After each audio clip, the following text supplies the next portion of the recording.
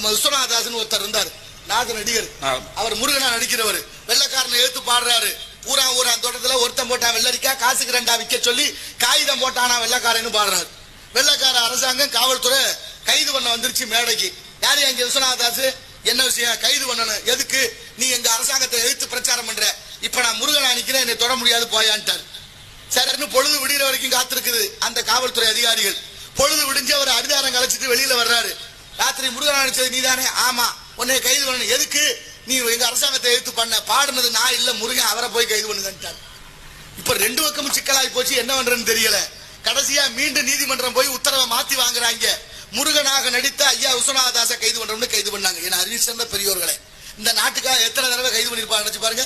40 முறை சிறைக்கு சென்றவர், 29 முறை சிறைக்கு சென்றவர் ஐயா விஸ்வநாததாஸ். கடைசியா முருகனாக நின்ற பொழுது அப்போதே உயிர் பிரிந்ததாம். இந்த நாட்டுக்காக அப்படி பாடுபட்ட மகான்களை மறந்துட்டோம். 10 பைசாவுக்கு பிரயோஜனம் இல்லாத தூக்கி கொண்டாடிக்கிட்டுறான். இங்க கொண்டாடி பிரயோஜனம் இல்ல, கொடி பிடிச்சி கோஷம் போட்டு கோவணம் இல்லாம போயிட்டான். அவன் கோட்டையில ஏறி நம்மளை திரும்பி பார்க்காம போயிட்டாங்க.